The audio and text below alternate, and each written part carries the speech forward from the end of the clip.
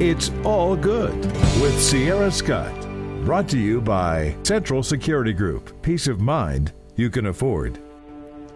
Hello, I'm Sierra Scott. Welcome to It's All Good. This is a show dedicated to people, places, companies, and organizations that are working hard to make the world a better place to live. A Wichita man who served time in prison not only turned his life around, he's turning the lives of dozens of other young men around as well. David Gilkey promised God that if given the chance, he'd dedicate his life to getting kids like himself out of gangs and into college. As of the filing of the story, over 40 kids he's mentored and coached have graduated from high school. But if you've met David 25 years ago, you would have met a much different person. I just didn't care. I just didn't care. Homeless, all that.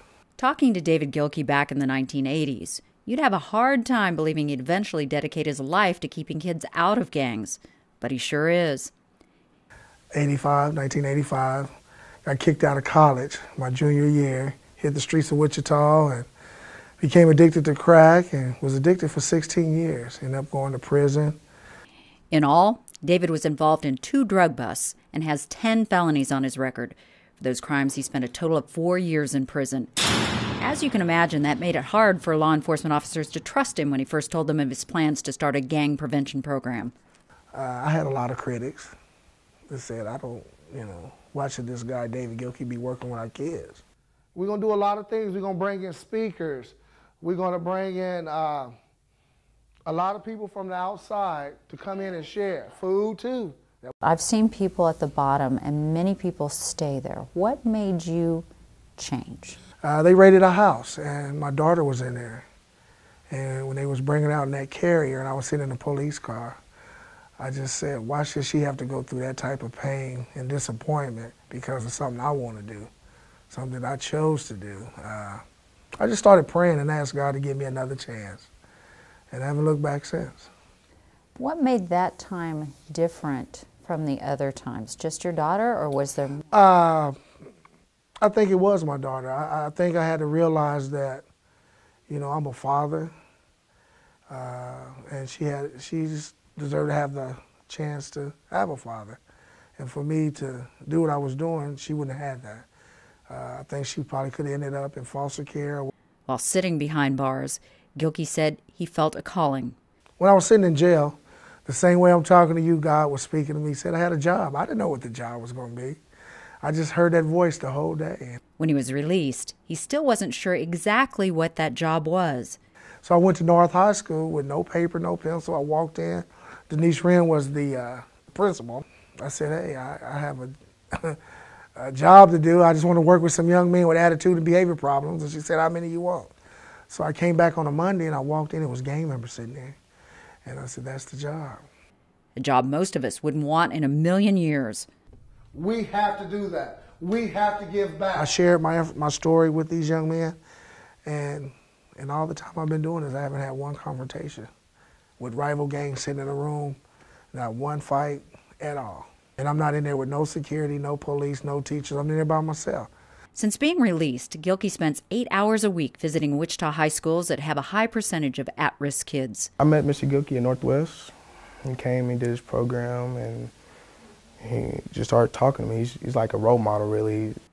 Carl Terrell is one of them. Carl wasn't in a gang at the time he met David Gilkey, but... I was very close to being drawn into one. Did this organization kind of help you stay away from that? Oh, man, tremendously, tremendously. Antonio Terrell wasn't in the gang when he met David either, but he wasn't far from it. I was close, hanging out with gang members and people like that. My family members been to prison all their life, and I don't want to end up like them because I see the conditions that they're living in. And well, if I lived like that, I would go crazy. So, Joshua Washington wasn't exactly on the road to success either. In general, I was a fighter. Fought every year I was in school, since 6th grade to sophomore year, and that's when I joined the program. Unlike Carl, it took Joshua a little longer to buy into the program. I really didn't believe him, gangs are this and gangs is that. I was real close to being a gang member, and sat down with me and told me what is right, and I didn't believe him, still hard-headed. And I guess after that, he talked to me a couple more times. Didn't want to be like that. Played football, didn't want to end up in prison, so. What did he say to you that made you finally say, okay, He showed me. He showed me people that he knew, people that he had come and speak that was in the situation that I was in. Man, that ain't cool. You know, just participate in what we do. I saw kids that was in the gang already and they wasn't really doing anything smart. So I was like, that don't seem like what I should do. So what makes the difference? Why can he reach them when no one else seems to be able to? Just talked to us and told us, this is the way you need to go. Look, I've been past that road. I've been down there. You don't need to go down there. Look, this is what happened to me. You don't want that to happen. So I took what he said and I went with it. What made you believe in him and want to follow him? I don't know. Mr. Gilkey, the way he comes at you and the way he talks to you, he just said it in a way that I can relate. I don't really know. Gilkey was just there and he spoke to me like a real man. And in this case, David's past record actually works to his advantage. It seems like he's been through the same stuff that I've been through, so it's easier for me to relate and see where he was coming from. And they know I'm real. I don't sugarcoat anything. I tell them, if gangs, only two things going to happen. You're either going to die or you're going to get locked up. Drugs and alcohol, same. Streets, the same. One of them's going to happen, that's a guarantee. And they starting to see that he's telling the truth because they done seen their own friends die or get locked up. And I don't share anything with them that I haven't experienced. Also, guys, I was addicted to crack for 16 years of my life. Tricking it off, thinking I was going to do something. And when I talk to those boys like that, it shows them that someone cares. I don't talk down at them, I talk at them. I treat them like young men. And I think that's the key, that we have that type of relationship. We can talk. And we talk about drugs, sex, gangs, violence, family issues, everything. We cover it all. Changing my life, making those decisions, it really pays off. Because I tell those boys the same thing that someone told me, life is choice-driven, not chance-driven. You make the decisions to do what you do. Why do you think he cares? Because I think he's been down that same path and he don't want to see no other kid or no other anybody really go through that same situation that he's been through. He's trying to help people, I think he don't want the same thing to happen to him to happen to anybody else. He's the one to do it, you know what I'm saying? He's the one to do it, to show you what's up. Mr. Gilkey, the things that he done came in and done and helped me out, he's changed me around, a lot. A lot. He helped my life a lot for the better. All of y'all know y'all all want to do something with y'all life. If it's from the military, college, getting a good job. But really, these kids really are searching for someone to give them guidance. We're dealing with one of the most fatherless generations you've ever seen. When I grew up, there were men in the neighborhood. There were men in the household. It's a tragedy now that there's no men in the community or in the homes. Especially as men, we have to start reconciling with our young men. I don't care what color they are. We have dropped the ball as far as being men in our communities. People that's in gangs, they feel like they have no family, they have no one to trust. It makes you feel like you belong? Yeah.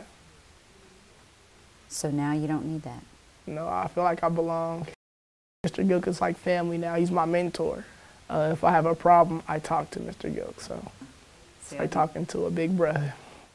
When these kids can trust someone and someone can relate to them and talk to them and just be there for them, I think that's the kind of connection I have with them. And what I try to do is invest.